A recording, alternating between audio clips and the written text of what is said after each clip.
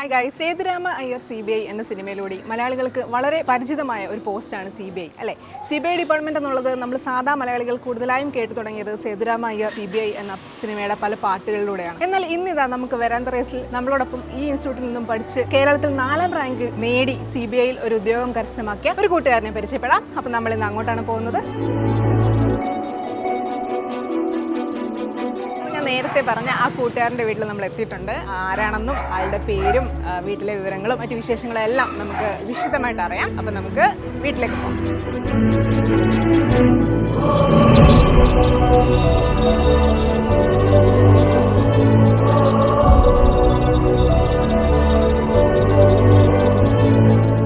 Congrats. ഇതാണ് അഭിജിത്ത്. അഭിജിത്തിൻ്റെ കാര്യമാണ് ഞാൻ ഇത്രയും നേരം നിങ്ങളോട് പറഞ്ഞത്.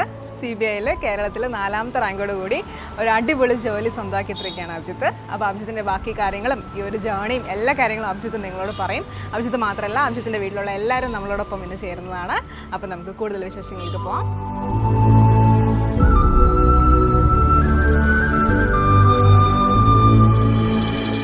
എനിക്ക് ഏറ്റവും ആദ്യം നന്ദി പറയാനുള്ളത് എൻ്റെ അമ്മയോടാണ്. ഇത്രത്തോളം മുന്നോട്ട് വരണം, അല്ലെങ്കിൽ ഇതിന് മുന്നോട്ട് പോകണം. ഒരു കാര്യം കിട്ടിയാലും നമ്മൾ അവിടെ സാറ്റിസ്ഫൈഡ് ആവരുത്, അതിന് മുന്നോട്ട് പോകണം എന്നുള്ളൊരു മൈൻഡ് സെറ്റ് എനിക്ക് ഉണ്ടാക്കി തന്ന എൻ്റെ അമ്മയാണ്. അപ്പോൾ എത്രത്തോളം മോശം അവസ്ഥയിൽ നിന്നാണ് നമ്മൾ വരുന്നത്, അത്രത്തോളം നമ്മൾ മുന്നോട്ട് പോയി കഴിഞ്ഞാൽ അതിനനുസരിച്ചുള്ളൊരു ഗ്രേറ്റ്നെസ്, അതിനനുസരിച്ചുള്ളൊരു ബഹുമാനം ആൾക്കാർ നമുക്ക് തരുമെന്നുള്ള കാര്യം എന്നെ ബോധ്യപ്പെടുത്തിയത് എൻ്റെ അമ്മയാണ്. അപ്പോൾ ആ സമയം തൊട്ട്, ഏറ്റവും ചെറുതിലേ തൊട്ട് ആ ഒരു വാശി എന്നിൽ ഉണ്ടാക്കി തന്നതിന് എനിക്ക് എൻ്റെ അമ്മയോട് നന്ദി പറയാനുണ്ട്. അതേപോലെ തന്നെ എൻ്റെ കുടുംബം, എൻ്റെ അച്ഛൻ, അമ്മ, അനിയത്തി എല്ലാവരും ഞാൻ പഠിക്കുന്ന ഒരു വർഷത്തോളം കാലം എൻ്റെ ഒരു തരത്തിലുള്ള സഹായം എൻ്റെ വീട്ടുകാർക്ക് ഉണ്ടായിട്ടില്ല. ഞാനെന്ന് പറയുന്നത് പഠിത്തത്തിന് വേണ്ടി മാത്രം ഡെഡിക്കേറ്റ് ചെയ്ത് മാറ്റി വെച്ചിരുന്നൊരു ആളാണ്. അപ്പോൾ എൻ്റെ വീട്ടിലെ എല്ലാ കാര്യങ്ങളും ഇവർ 3 പേരും കൂടെ ചേർന്നാണ് നോക്കിയിട്ടുള്ളത്. അപ്പോൾ ആ ഒരു അവസ്ഥയിൽ എനിക്ക് അവരുടെ അടുത്ത് നന്ദി പറഞ്ഞേ പറ്റത്തുള്ളൂ. രാവിലെ ഒരു 8 മണിക്ക് ഞാൻ വീട്ടിൽ നിന്ന് ഇറങ്ങാൻ നേരത്തെ എനിക്ക് ചോറ് കെട്ടി വെച്ചിട്ടുണ്ടാകും. ഞാൻ വീട്ടിൽ തിരിച്ചെത്താൻ നേരത്തെ എനിക്ക് കഴിക്കാനുള്ള ആഹാരം അവിടെ റെഡി ആയിട്ടുണ്ടാകും. എൻ്റെ എല്ലാ കാര്യങ്ങളും അവർ എന്നെ ഒന്നും അറിയിക്കാതെ നോക്കിയിട്ടുണ്ട്. അപ്പോൾ അത്രയും അവർക്ക് വേണ്ടിയിട്ടാണ് ഞാനിത് ചെയ്തതെങ്കിലും അത്രത്തോളം നന്ദി എനിക്ക് അവരോട് തിരിച്ചുണ്ടാവും ഈ ഒരു കാര്യത്തിൽ. പിന്നീട് നമ്മുടെ ട്രിവാൻഡ്രം റേസിലുള്ള സ്റ്റാഫിനോടാണ്, എന്നെ പഠിപ്പിച്ച എല്ലാ faculty, Rijin sir, Sharath sir, Jayaraj sir, ഇവരോട് എല്ലാവർക്കും എനിക്ക് അതിയായ നന്ദിയുണ്ട്. അതേപോലെ തന്നെ എന്നെ പഠിപ്പിച്ചതും പഠിപ്പിക്കാത്തതുമായിട്ടുള്ള അവിടെയുള്ള എല്ലാ മെൻറ്റേഴ്സും, എന്നെ നേരിട്ട് എന്നെ ഒരു സ്വന്തം അനിയനെ പോലെ നോക്കിയ ആൾക്കാരാണ് അവരെല്ലാവരും.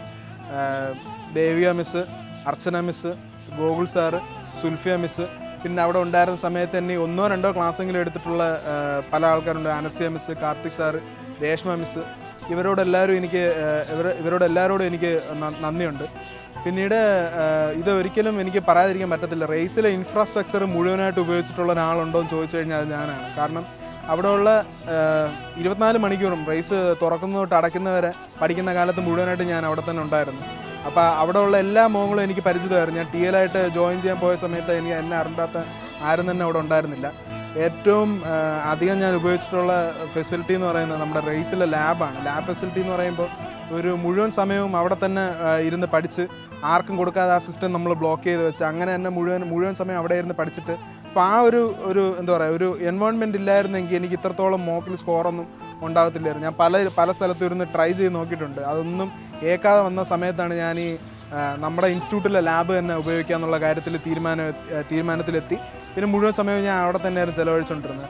അപ്പോൾ അത് അത്രത്തോളം മികച്ചൊരു സൗകര്യം ചെയ്തു തന്ന ട്രിവാൻഡ്രം റേസിനോട് എനിക്ക് വളരെയധികം നന്ദി പറയാനുണ്ട്. പിന്നീട് ഈ യാത്രയിൽ എൻ്റെ കൂടെ ഉണ്ടായിരുന്ന എന്നെ ഈ SSCയിലോട്ട് തിരിച്ചുവിട്ട രാഹുൽ തൊട്ട് ഏറ്റവും അവസാനം എന്നെ ആ ഒരു ഇൻസ്റ്റിറ്റ്യൂട്ട്, നമ്മുടെ ട്രിവാൻഡ്രം റേസ് മുന്നോട്ട് കൊണ്ടുപോകാനായിട്ട് എന്നെ സഹായിച്ച എൻ്റെ മെൻറ്റേഴ്സിനോട് വരെ എല്ലാവരോടും എനിക്ക് നന്ദിയുണ്ട്. ആരെങ്കിലും പേര് പറയാൻ മറന്നുപോയിട്ടുണ്ടെങ്കിൽ എന്നോട് ക്ഷമിക്കുക. പിന്നീട് ഏറ്റവും അവസാനം ട്രിവാൻഡ്രം റേസിനോടും നമ്മുടെ മാനേജർ ജയകൃഷ്ണ സാറിനോടും എനിക്ക് അതിയായ നന്ദി പ്രകടിപ്പിക്കുന്നുണ്ട്. Thank you Trivandrum race. ഭയങ്കര ഏർലി ബേർഡാണ്. രാവിലെ എണീച്ച് പഠിക്കുന്ന കൂട്ടത്തിലായിരുന്നു. സ്കൂളിലായിരുന്ന സമയം, ഇപ്പോഴല്ല. സ്കൂളിൽ പിന്നെ കോളേജിലായിട്ട് ഞാൻ കണ്ടിട്ടില്ല, ബുക്കൊന്നും തുറക്കണമെന്ന് കണ്ടിട്ടില്ല. പിന്നെ വലിയ സപ്ലി ഒന്നും ഉണ്ടായിട്ടില്ലേ എന്ന് തോന്നുന്നു. പക്ഷെ സ്കൂളിലായിരുന്ന സമയത്ത് എൻട്രൻസിനൊക്കെ നല്ല പ്രിപ്പയർ ചെയ്യുമായിരുന്നു. അതൊക്കെ രാവിലെ എണീച്ചിരുന്ന് അത് കണ്ടിട്ടുണ്ട്. ആ സമയമാണ് ഓക്കെയാണ് കണ്ടിട്ടുള്ളത്. അതിന് ശേഷം ഞാൻ കണ്ടിട്ടില്ല. സത്യത്തിൽ വീട്ടിൽ അങ്ങനെ കാണിക്കാറില്ല. വന്നിട്ട് മാർക്കൊക്കെ പറയും, ഈ എക്സാം തന്നെ കിട്ടും എന്നൊക്കെ പറയും. പക്ഷേ പ്രിപ്പയറിംഗ് ഒന്നും വീട്ടിൽ വെച്ച് നടക്കാറില്ല. പക്ഷേ ചേട്ടൻ എപ്പോഴും സ്മാർട്ട് വർക്കാണ് ഹാർഡ് വർക്കിനെ കാട്ടി. എങ്ങനെ ഒരു സംഭവം അപ്രോച്ച് ചെയ്യണമെന്നൊക്കെ കറക്റ്റായിട്ട് അറിയാം. ഏതിൽ നിന്ന് തുടങ്ങണമെന്നറിയാം. പിന്നെ പുള്ളിക്ക് മാത്സ് ഭയങ്കര സ്ട്രോങ് ആണ്, ചെറുതിലേ ഭയങ്കര സ്ട്രോങ് ആണ്. അപ്പം അതിൻ്റെ ബെനിഫിറ്റ്സ് ഒക്കെ ഉണ്ട്. ഇപ്പോഴും അവനാണ് ശരി. ഞാൻ പറഞ്ഞല്ലോ, ഞാൻ സെക്കൻഡ് ചൈൽഡ് ആയതുകൊണ്ട് തന്നെ അവരെപ്പോഴും അവന് കിട്ടിയ റിസൾട്ട് എന്നിൽ നിന്നും പ്രതീക്ഷിക്കും. പക്ഷെ അതിൻ്റെ പകുതി പോലും ഞാൻ ഒരിക്കലും എത്തിയിട്ടുമില്ല. അപ്പോൾ അവൻ എപ്പോഴും പോകുന്ന കറക്റ്റാണ്. ഏതെങ്കിലും ഒരു ഡിസിഷൻ എടുത്താൽ, ഇപ്പം +2 തന്നെ ഇവിടുത്തെ ഗവൺമെൻറ് എഞ്ചിനീയറിംഗ് കോളേജിൽ സീറ്റ് മേടിച്ചു. ഞാൻ പല വാഗ്ദാനങ്ങളും +1 +2 നടത്തിയിട്ടുണ്ട്. ഒന്നും നടത്താതെ സ്പോട്ടിലാണ് എനിക്ക് ഡിഗ്രിക്ക് അഡ്മിഷൻ കിട്ടിയത്. പിന്നീട് അവൻ ലാസ്റ്റ് ഇയർ ആയിരുന്നപ്പോൾ തന്നെ പറഞ്ഞു കുറച്ച് നാൾ ജോലി ചെയ്തിട്ട് ഇനി എന്തുള്ളൂ. അപ്പോഴേ വീട്ടിൽ പറഞ്ഞായിരുന്നു ഗവൺമെൻറ് ജോലി മതി, അതിന് പ്രിപ്പയർ ചെയ്യാൻ. പക്ഷെ അപ്പോഴൊന്നും സമ്മതിച്ചില്ല. എനിക്ക് ജോലിക്ക് പോകണമെന്ന് പറഞ്ഞു. അവൻ സ്ട്രോങ് ആയിട്ട് 2 വർഷം ജോലിക്ക് പോയി. കോവിഡ് ആയിരുന്നെങ്കിലും അതൊന്നും നിർത്തി ഉഴപ്പിയൊന്നുമില്ല. ഞാനും ലാസ്റ്റ് ഇയർ ആയിട്ട് എൻ്റെ അടുത്തും പലതും പറഞ്ഞു. എൻ്റെ അടുത്ത് ലാസ്റ്റ് ഇയറേ വീക്കെൻഡ് ബാച്ചിൽ ജോയിൻ ചെയ്യാൻ വീട്ടിൽ നിന്ന് പറഞ്ഞായിരുന്നു. ഞാൻ ഒന്ന് അന്വേഷിച്ചൊക്കെ ചെയ്തു. എന്നിട്ട് എനിക്കത് എന്തോ മൺഡേ ടു ഫ്രൈഡേ കോളേജിൽ പോയിട്ട് സാറ്റർഡേ സൺഡേ വെറുതെ ഇരിക്കണം എന്ന് വിചാരിച്ചിട്ട് അന്ന് ചെയ്തില്ല. അപ്പം അന്ന് ചേരായിരുന്നു, അവനെ പോലെ അന്ന് തന്നെ ചേരായിരുന്നു. അത് ഞാൻ ചെയ്തില്ല. മൂന്നാമത് പിന്നീട് അവൻ എപ്പോഴും ഒരു ഇതുണ്ട്. അടുത്ത ഈ റേസിൽ ചേർന്നപ്പോൾ തന്നെ പറഞ്ഞായിരുന്നു ഒരു വർഷത്തിന് ജോലി കിട്ടും. ജോലി കിട്ടി, 1 വർഷത്തിൽ തന്നെ കിട്ടി. എൻ്റെ അനിയത്തിയെക്കുറിച്ച് പറയുമ്പം എൻ്റെ ഈ ജേണിയിൽ സത്യം പറഞ്ഞാൽ ഏറ്റവും ഇമ്പോർട്ടൻ്റ് ആയിട്ടുള്ളൊരു ഘടകമാണ്. എന്നെ പല സമയത്തും തളർത്താതെ പിടിച്ച് നിർത്തിയതായിട്ടുള്ള ഒരു എന്താ പറയുക, എൻ്റെ ഒരു സ്ട്രെങ്ത് ആയിട്ട് വേണമെങ്കിൽ പറയാം. ഓരോ സമയവും ഞാനിങ്ങനെ തളർന്നു പോകാൻ നേരത്തോ അല്ലെങ്കിൽ എന്തെങ്കിലും ഒരു കാരണം കൊണ്ട് ഡിസ്കറേജ് ആവാൻ നേരത്തോ ഒന്നുമല്ല, എനിക്ക് എൻ്റെ ഉള്ളിലൊരു ശക്തിയുണ്ട്, അത് പുറത്തു കൊണ്ടുവരാനുള്ള ടൈമായി എന്നുള്ള കാര്യം എന്നെ ഓർമ്മിപ്പിക്കുന്ന എപ്പോഴും എൻ്റെ അനിയത്തിയാണ്. പിന്നെ എനിക്ക് വേണ്ടിയിട്ട് ഞാൻ ജോലി ചെയ്തുകൊണ്ടിരുന്ന സമയം റേസിൽ പോയിട്ട് അഡ്മിഷൻ്റെ കാര്യങ്ങളൊക്കെ അന്വേഷിച്ച് എന്നെ കൊണ്ടുപോയി റേസിൽ ചേർത്തതെന്ന് പറയുന്നത് വേറെ ആരുമല്ല, എൻ്റെ അനിയത്തിയാണ്. എന്നെ കൊണ്ടുപോയി അവിടെ നിർത്തി അഡ്മിഷൻ്റെ കാര്യങ്ങളൊക്കെ ചോദിച്ച് മനസ്സിലാക്കി എൻ്റെ പൈസയൊക്കെ കൊടുത്ത്, എൻ്റെ പൈസയാണ് പക്ഷേ എൻ്റെ പൈസയൊക്കെ കൊടുത്ത് എന്നെ അവിടെ ചേർത്ത് എൻ്റെ അനിയത്തിയാണ്. അപ്പോൾ ഇപ്പോൾ റേസിന് ഇതുപോലത്തെ ഒരു റിസൾട്ട് കിട്ടിയിട്ടുണ്ടെങ്കിലോ അല്ലെങ്കിൽ എനിക്ക് റേസിനെ കിട്ടിയിട്ടുണ്ടെങ്കിൽ അതിനൊക്കെ കാരണം എൻ്റെ അനിയത്തിയാണെന്ന് വേണമെങ്കിൽ പറയാം. ഞാൻ എൻ്റെ അമ്മൂമ്മമാരെ പരിചയപ്പെടുത്താം. ഇവർ രണ്ടുപേരും എൻ്റെ ഗ്രാൻഡ് പാരൻസാണ്. അപ്പോൾ ഇതെൻ്റെ അച്ഛൻ്റെ അമ്മ രാധമ്മ, ഇതെൻ്റെ അമ്മയുടെ അമ്മ ദേവകി അമ്മ. അപ്പോൾ എന്നെ എല്ലാവരെക്കാട്ടിയും കൂടുതൽ അറിയുന്നവരും ഏറ്റവും കൂടുതൽ സ്നേഹിക്കുന്നവരും ഇവരാണ്. അപ്പോൾ എന്നെക്കുറിച്ച് ഏറ്റവും കൂടുതൽ പറയാനുള്ളത് ഇവർക്കായിരിക്കും. അപ്പോൾ എനിക്ക് ജോലി കിട്ടിയതിൻ്റെ ഒരു സന്തോഷം നമുക്ക് ഇവരോട് ചോദിച്ചറിയാം. അതെ, എൻ്റെ കൊച്ചുമോന് ജോലി കിട്ടിയതിൽ വളരെ സന്തോഷം. അവൻ കുറച്ച് വിഷമിച്ചൊക്കെ തന്നെ പഠിച്ച് എടുത്ത് ഇത്രമേലായത്, അതും സന്തോഷം തന്നെ. ഇത്ര തന്നെ പഠിക്കണമെന്നുള്ളൊരു നിലപാട്, അച്ഛനെ എങ്ങനെയെങ്കിലും ഒരിടത്ത് ഇരുത്തണമെന്നുള്ളൊരു പരിപാടിയായിരുന്നു. കുടുംബം നോക്കണമെന്നും ഒക്കെ ആയിരുന്നു. അവൻ കൊച്ചിലെ വലിയ ഇതായിട്ട് പഠിച്ച് വലിയ കഷ്ടപ്പെട്ട് തന്നെ അവൻ പഠിച്ചത്. അച്ഛനും അമ്മയും വലിയ ഇതായിട്ടൊക്കെ നോക്കി ഇപ്പോഴും വലിയതായിട്ട് നോക്കി അച്ഛനും അമ്മയും ഇതായിട്ട് നോക്കി.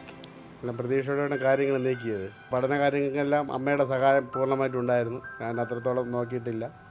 ട്യൂഷൻ കൊണ്ടാക്കുകയും വിളിച്ചുകൊണ്ട് വരക്കുകയാണ് എൻ്റെ ജോലി. ബാക്കി എല്ലാ കാര്യങ്ങളും അമ്മയാണ് നോക്കിയത്. ആദ്യം മുതലേ ഞാൻ അവൻ്റെ ഒപ്പം ഉണ്ടായിരുന്നു. ഇത് നഴ്സറി മുതലേ അവൻ്റെ ഒപ്പം തന്നെയായിരുന്നു ഞാൻ. ആദ്യമൊന്നും ഞാൻ ജോലിക്കൊന്നും പോയിട്ടില്ലായിരുന്നു. അവൻ്റെ കൂടെ അവൻ്റെ കാര്യങ്ങൾ നോക്കി അവൻ്റെ ഒപ്പം തന്നെ നടക്കുകയായിരുന്നു. അവൻ്റെ പഠിത്ത കാര്യത്തിലായിരുന്നാലും സ്വഭാവത്തിൻ്റെ രൂപീകരണത്തിലായിരുന്നാലും എല്ലാ കാര്യത്തിലും അവൻ്റെ ഒപ്പം തന്നെയായിരുന്നു ഞാൻ. ഈ അടുത്ത കാലത്താണ് ഞാൻ ജോലിക്ക് പോയി തുടങ്ങിയത് തന്നെ. അവർ രണ്ടുപേരും അവരവരുടേതായിട്ടുള്ള കാര്യങ്ങൾ അവരവർ തന്നെ നോക്കാൻ പ്രാപ്തിയും വിദ്യാഭ്യാസത്തിൻ്റെ രീതിയിലും എല്ലാം അവർ പുരോഗമനമായി എന്ന് ബോധ്യമായതിനു ശേഷമാണ് ഞാൻ ജോലിക്ക് പോയി തുടങ്ങിയത്. എത്ര സാമ്പത്തിക ബുദ്ധിമുട്ടായിരുന്നാലും എൻ്റെ മക്കളുടെ കാര്യത്തിന് വേണ്ടിയിട്ട് മാത്രം ജീവിച്ച ഒരു വ്യക്തിയാണ് ഞാൻ.